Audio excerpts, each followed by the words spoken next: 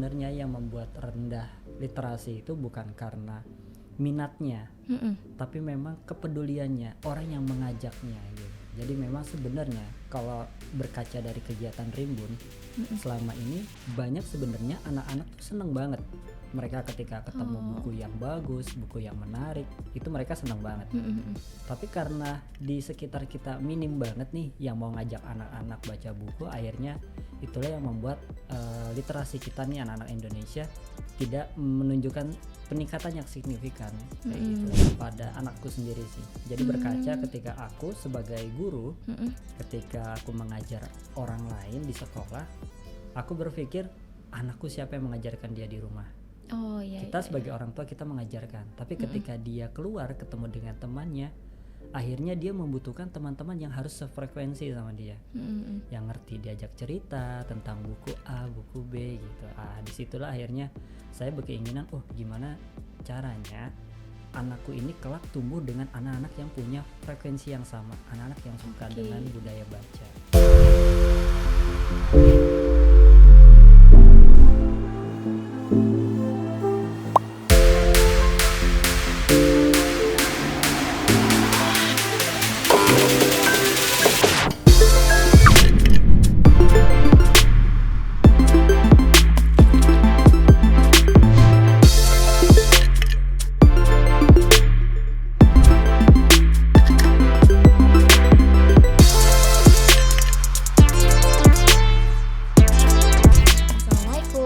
Sobat MI, kembali lagi di episode keempat Mi Show Make It Solution bareng aku Aulia. Di episode kali ini kita mau bahas suatu hal yang menarik nih yang berhubungan dengan kemerdekaan Indonesia. Tahun ini sudah bertepatan dengan 77 tahun berlalu bangsa Indonesia merdeka. Tapi kemerdekaan itu bukanlah berarti nggak ada permasalahan di negeri ini.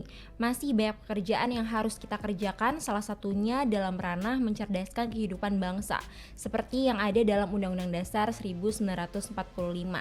Dan di tengah keterbatasan itu masih banyak orang-orang tangguh yang menjalankan amanat dari Undang-Undang Dasar tersebut. Mereka ini adalah pahlawan literasi yang tersebar ke berbagai penjuru dunia. Dan berikut salah satunya kisah pahlawan literasi kita. Selamat datang Kak Zubair. Selamat datang. Terima kasih sudah diundang. Sama-sama Pak Zubair. Aku yang terima kasih karena Kak Zubair udah mau sharing-sharing tentang literasi bareng teman-teman Sobat MI di rumah. Ini pertama-tama mungkin enak ya aku panggil Kak, nggak apa-apa ya? Nggak apa-apa. Oke, jadi aku mau tahu dulu nih kegiatan Kak Zubair sehari-hari tuh kayak gimana sih Kak? Oke, untuk kegiatan sehari-hari aku sebetulnya adalah guru sih di salah satu sekolah swasta di Sekolah Alam. Jadi saat ini alhamdulillah dapat amanah sebagai kepala sekolah SMP. Terus juga kegiatan literasi di komunitas gitu. Komunitas Rimbun ya? Komunitas Rimbun, betul. Oke. Yang kita tahu tingkat literasi di Indonesia itu sangat kurang ya Kak. Iya. Yang aku tahu juga dari UNESCO kalau misalnya diukur misalnya 1.000 orang Indonesia itu tuh cuma 1 orang yang rajin membaca. Itu bener nggak sih? Betul banget Kak. Dan menurut Kak Zubair tuh gimana dengan itu? Jadi gini, sebenarnya yang membuat rendah literasi itu bukan karena minatnya, tapi memang kepeduliannya, orang yang mengajaknya gitu. Jadi memang sebenarnya kalau berkaca dari kegiatan Rimbun selama ini banyak sebenarnya anak-anak tuh seneng banget. Mereka ketika ketemu buku yang bagus, buku yang menarik, itu mereka seneng banget. Tapi karena di sekitar kita minim banget nih yang mau ngajak anak-anak baca buku, akhirnya itulah yang membuat literasi kita nih anak-anak Indonesia tidak menunjukkan peningkatan yang signifikan kayak gitu. Betul. Jadi emang harus ada tempatnya, harus ada wadahnya ya Kak? Ada tempatnya, ada wadahnya, dan ada orang yang mau ikut serta mengajak sih gitu. Khususnya anak-anak remaja mau ngajak adik-adiknya. Oke.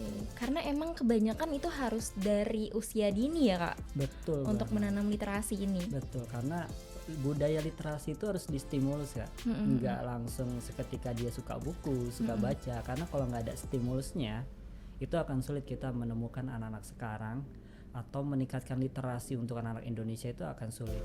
Seperti itu. Apa sih Kak motivasinya Kak Zubair tuh buka rumah baca khususnya komunitas Rimbun? Motivasi aku sih di awal sebenarnya lebih kepada anakku sendiri sih. Jadi berkaca ketika aku sebagai guru, ketika aku mengajar orang lain di sekolah, aku berpikir anakku siapa yang mengajarkan dia di rumah. Oh iya. Kita sebagai orang tua kita mengajarkan, tapi ketika dia keluar ketemu dengan temannya, akhirnya dia membutuhkan teman-teman yang harus sefrekuensi sama dia, yang ngerti diajak cerita tentang buku A, buku B gitu. Disitulah akhirnya saya berkeinginan, gimana caranya anakku ini kelak tumbuh dengan anak-anak yang punya frekuensi yang sama, anak-anak yang suka dengan budaya baca. Gitu. Rimbun ini menarik karena aku juga kemarin sempat mengadakan CSR di Rimbun dari Muhammad Institute ya. Terus aku lihat anak-anaknya itu yang aktif buat ngajakin teman-temannya ikut ada kegiatan nih gitu. Itu kok bisa anak-anak dari komunitas Rimbun itu bisa seaktif itu sih Kak? Iya betul, jadi itu dia. Jadi memang sebenarnya anak-anak itu pada umumnya mereka tuh senang Kak dengan hal-hal yang baru, dengan hal-hal yang memang membuat mereka tuh menarik gitu kan. Makanya dari Rimbun ini khususnya saya pertama kali membuat Rimbun itu cuma berdua, aku dan anak aku. Gitu, jadi kita berdua dari buku perpustakaan buku dia. Jadi selama dia dari kecil kita belikan buku gitu kan, kita sharing sama dia, Kak bukunya kita kasih ke teman-teman kamu yuk, kita ajak mereka baca. Jadi di rumah tuh cuman bawa buku 1-2, mereka baca bareng, kita ngobrol tentang buku yang dia baca. Dari situ dari 2 anak 3 anak akhirnya lama-lama banyak tuh. Nah dari situ kita lihat ternyata sebenarnya banyak loh anak yang senang membaca buku, cuma karena nggak ada yang menstimulus. Nah disitulah yang perlu perannya anak-anak remaja, perannya komunitas di situ. Rimbun itu udah berapa lama Kak kalau boleh tahu berjalan? Rimbun kita dari 2015. Oh udah cukup lama berarti ya Kak? Iya betul, jadi memang awalnya saat kita tinggal di Jakarta pas banget momentumnya Jakarta sedang menggalakkan taman terbuka. RPTRA ya, ruang terbuka ramah lingkungan gitu, ruang terbuka anak. Di situ kita lihat ada taman plus ada buku, ada perpustakaannya kan. Baru itu. Nah di situ kita lihat wah ini pemerintah sudah menggalakkan literasi nih, ada tamannya, ada perpustakaannya, tapi kok nggak ada yang minat karena memang nggak ada yang ngajak kan. Gitu, orang nggak tahu kalau di dalam tuh ada buku yang bagus, di dalam ada buku yang menarik. Iya, karena mereka cuma menyediakan tempat tapi nggak ada orang yang betul. Karena kalau kita lihat sebenarnya banyak FTBM dari komunitas hampir di setiap wilayah tuh ada. Cuman orang yang mau bergerak mengajarnya itu yang masih sedikit, sehingga peningkatan literasi itu nggak terlalu signifikan di Indonesia. Itu yang sangat disayangkan. Padahal pemerintah udah menggalakkan hampir sekarang itu aja setiap kelurahan itu ada pasti perpustakaan. Perpustakaannya. Nah, untuk di setiap kelurahan pasti ada perpustakaan. Dan kalau di Jakarta hampir setiap FPTRA pasti ada perpustakaan. Tapi kita lihat berapa banyak sih orang yang baca di perpustakaannya dan berapa banyak orang yang mengajaknya. Nah itu dia. Jadi ketika fasilitasnya ada, bukunya ada, tapi yang mengajaknya nggak ada, itu akan jadi yang sia-sia gitu, sayang ketika semuanya sudah tersedia. Ini aku mau kulik-kulik lagi sih Kak sama kegiatan-kegiatan Rimbun. Tapi mungkin kita bahas di segmen selanjutnya ya Kak. Siap.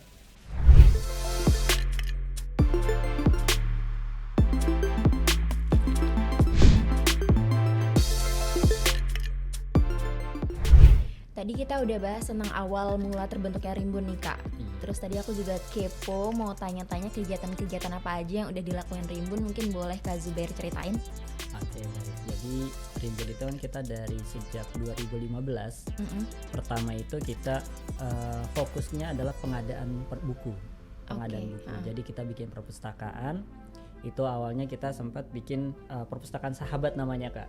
Perpustakaan sahabat. Nah buku ini kita ambil dari buku anakku sendiri. Jadi dari koleksi. Jadi koleksi-koleksi. Jadi dari koleksi dia kita kumpulkan dan kita ajak teman-temannya untuk baca buku bareng. Berarti koleksi buku anaknya Kak Zubair banyak banget dong.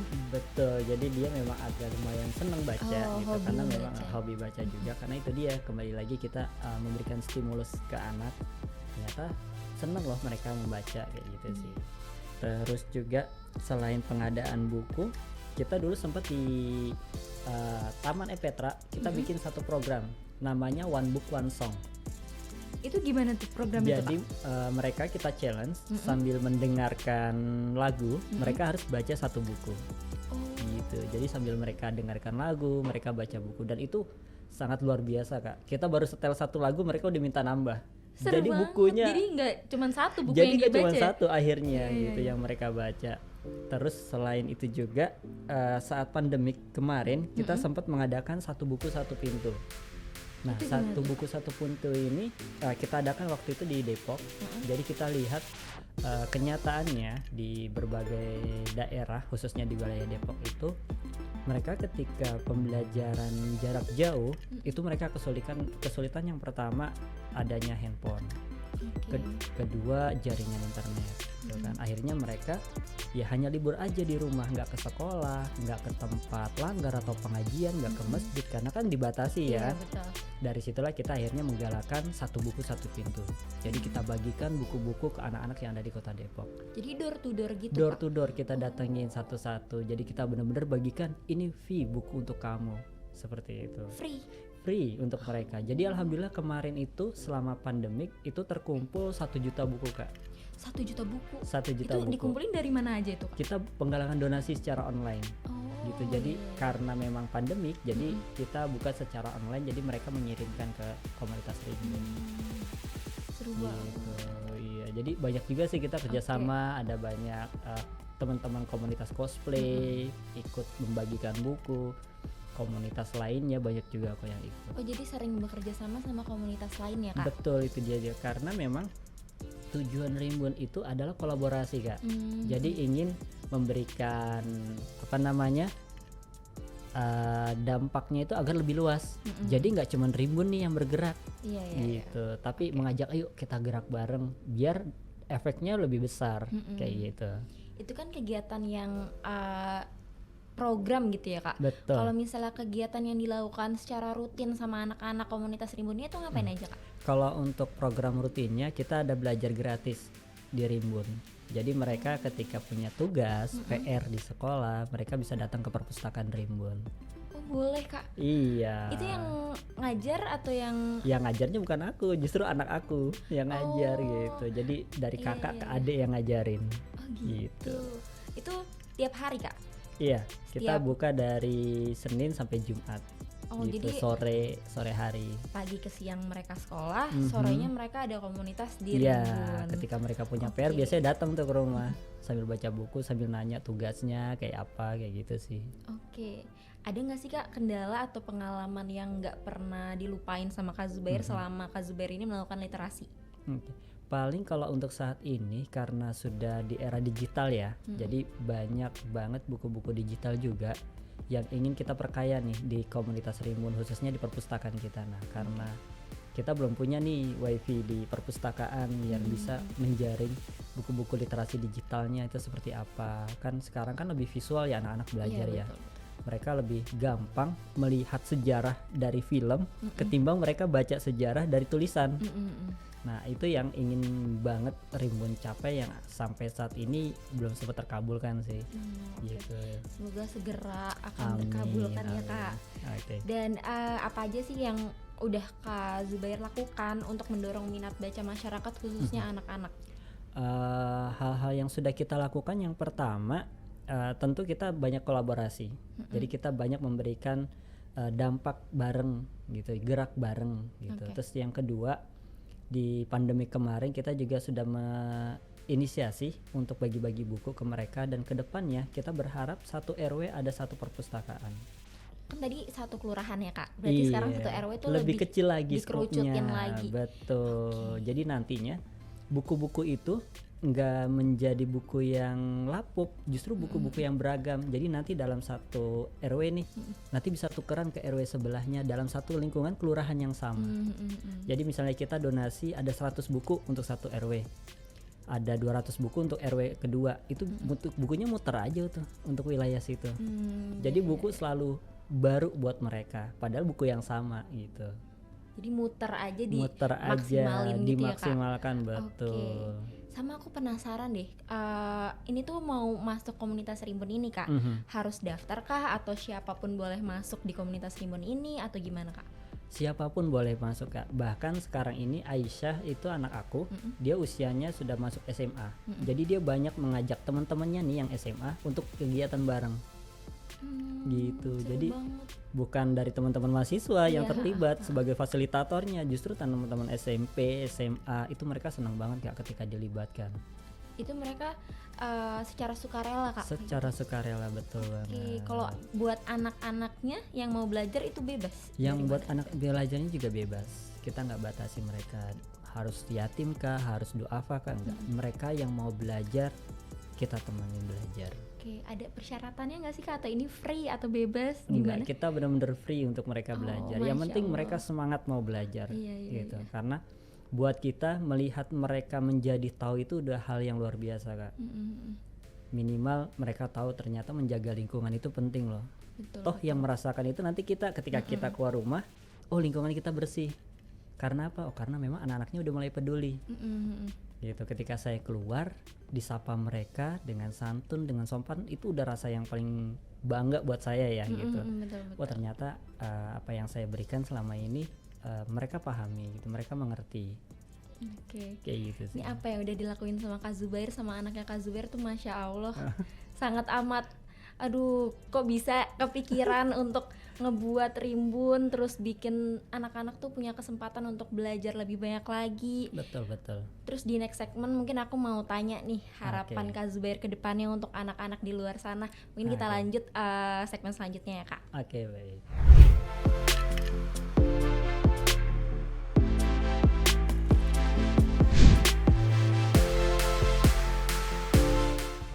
Mau tahu dong Kak, harapan Kak Zubair nih untuk menumbuhkan minat baca masyarakat, karena kan kemarin kita udah ngadain CSR di Rimbun juga. Betul. Menurut Kak Zubair tuh berpengaruh nggak sih sama anak-anak Rimbun di sana kemarin tuh?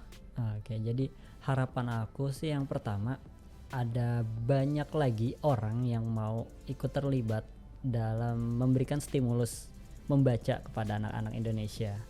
Dan satu lagi nih Kak, aku mau cerita. Jadi ketika kita kegiatan bareng nih dari Muamalat Institute, itu anak-anak yang pertama punya motivasi tersendiri. Jadi mereka melihat, ternyata ada loh yang kerjanya di bank gitu, kakak-kakaknya baik, dan mereka mau ikut belajar bareng sama kita-kita yang tinggalnya di kampung. Oh dia cerita kayak gitu Kak? Betul Kak, mereka tuh seneng banget gitu. Dan saya ceritakan kembali ke mereka bahwasanya ada loh salah satu profesi yang bisa menarik buat kalian nanti besar nanti bisa menjadi pekerja di bank. Di sana tidak menjadi teller aja gitu. Kamu bisa belajar tentang investasi, belajar menabung seperti apa kayak gitu kan. Apalagi sekarang udah di era digital ya, banyak hal sebenarnya bank nggak mencakup sekedar menabung gitu kan, ada banyak ragamnya. Makanya kan di Gelis juga kalau nggak salah ada literasi juga kan ya. Iya, Gelis itu namanya Gerakan Literasi Syariah. Gelis Literasi Syariah, betul. Nah itu juga yang akhirnya anak-anak secara langsung mereka tahu dari kakak atau dari sumbernya gitu. Itu yang membuat mereka menjadi wow banget gitu.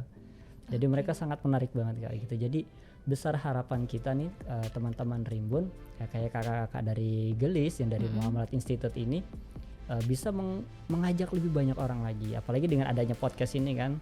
Insya Allah mudah-mudahan akan lebih banyak lagi nih orang yang mendengar, oh ternyata faktanya itu bukan karena nilai literasinya yang rendah, tapi memang nilai kepeduliannya yang menurun gitu. Kalau kepeduliannya tinggi pasti literasinya akan mengikuti gitu. Karena emang kemarin seru sih Kak. Terus adik-adiknya juga excited karena kemarin tuh nggak cuman Gelisnya aja, tapi kita juga ada kegiatan nanam pohon juga, terus bersihin sampah-sampah di lingkungan sekitar. Terus kayak seneng karena adik-adiknya tuh semangat semua, sampai mereka tuh bentar ya Kak, aku mau ngajak temanku dulu nih belum bangun. Terus dia langsung kayak lari-lari ke rumah-rumahnya, manggil-manggilin temen-temennya gitu. Betul banget. Terus pas ditanya, ini kamu disuruh atau emang kamu mau sendiri? Katanya emang mau sendiri. Gitu, itu berarti emang mereka cerita setelah itu ya Kak? Betul. Jadi setelah acara kita bareng itu mereka seneng banget gitu. Jadi mereka kita tanya gitu, kita bukannya evaluasi ya, tapi mengulik sedikit gitu. Apa sih yang mereka rasakan ketika kehadiran teman-teman dari Gelis kayak gitu. Oh ya Kak, seneng banget. Oh ternyata ada loh kayak kerja di bank gitu. Mereka keren banget Kak, mau nemenin kita belajar keliling. Padahal anak-anak yang nemenin keliling ya. Iya. Nah itu yang akhirnya kita lihat sebenarnya itu dia kembali ya, memberikan stimulusnya ini yang sedikit, orang yang mau bergerak mengajaknya yang masih minim kayak gitu tingkat kesadarannya, sehingga literasi kita nggak naik secara signifikan seperti itu. Kayaknya bisa lagi nih Kak CSR. Ntar mungkin siap. CSR kita bisa ke Rimbun lagi. Betul karena kan literasi itu kan nggak sekedar baca buku ya gitu kan, termasuk kayak menanam pohon gitu, membersihkan lingkungan, dan ada banyak hal lagi gitu yang bisa kita lakukan gitu terkait dengan literasi. Karena literasi lingkungan ada juga literasi budaya gitu kan, bagaimana nanti anak-anak belajar tentang budaya setempat. Betul. Jangan sampai mereka lupa kan budayanya sendiri kayak gitu, apalagi sekarang di era digital juga banyak media berseliweran yang mereka tahu gitu kan, jangan-jangan ke Indonesianya malah hilang. Jangan sampai seperti itu. Iya, mungkin abis ini aku mau bahas tentang sedikit mengenai gelis dan buat teman-teman yang mau gabung ke Rimbun ya Kak. Mungkin siap. Bisa di next selanjutnya. Oke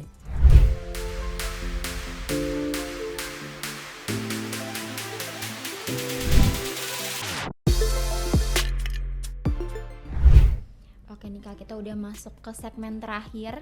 Di sini tadi Kak Zubair udah nyinggung sedikit tentang gelis karena kita juga habis CSR gelis di Rimbun. Jadi sekedar informasi nih Kak, gelis itu mungkin nggak terlalu lama kayak Rimbun karena baru ada tahun 2018. Di sini gelis tuh singkatan dari gerakan literasi syariah. Dia tuh punya video pembelajaran yang bekerja sama OJK. Terus kita juga ada donasi buku kayak tadi collab sama FTBM ya. Kita juga betul. Sama FTBM. Jadi Forum Taman Bacaan Masyarakat ini kita jadikan wadah buat donasi buku, dan kita juga kolaborasi sama Perpusnas, Perpustakaan Nasional. Jadi mungkin kalau kita lebih ke arah syariahnya karena gerakan literasi syariah mungkin sama hampir mirip ya sama Rimbun. Kita juga punya kegiatan-kegiatan ke sekolah-sekolah, ke komunitas kayak Rimbun. Jadi mungkin buat teman-teman nih yang mau belajar lebih banyak tentang literasi syariah, teman-teman bisa langsung isi aja ke Google Form, nanti bisa kalian lihat di sini. Dan mungkin kalau teman-teman ada yang mau ikut gabung berkegiatan, mau ikut gabung jadi fasilitator adik-adik di Rimbun juga bisa ya Kak? Iya, bisa kemana banget. Tuh Kak? Boleh coba. Jadi buat teman-teman yang mau ikut gabung di kegiatan Rimbun atau penasaran sama kegiatan Rimbun, boleh gabung aja. Untuk linknya untuk di Instagram kami yaitu rimbun.id. Oke, jadi siapa tahu bisa jadi the next pahlawan literasi nih. Betul. Kayak Kak Zubair sama Kak Aisyah. Oke, jadi buat teman-teman yang kepo, yang mau punya kegiatan yang lebih bermanfaat buat orang banyak, bisa langsung hubungi ke Instagram Rimbun, atau bisa juga yang mau belajar tentang literasi syariah bisa langsung klik atau lihat link yang ada di bawah sini. Pembahasan kita hari ini menarik banget sih Kak. Di episode keempat Misho ini kita belum pernah ada ngomongin tentang literasi. Jadi terima kasih Kak Zubair udah sharing-sharing sama teman-teman Sobat MI di rumah. Mungkin nanti kalau misal dari Muhammad Institute mau CSR lagi diperbolehkan nih Kak. Dengan senang hati tentunya. Jadi buat Sobat MI di rumah yang mau tahu, yang kepo gimana keseruan Misho selanjutnya, bisa klik tombol like, comment, dan subscribe. See you. Wassalamualaikum warahmatullahi wabarakatuh.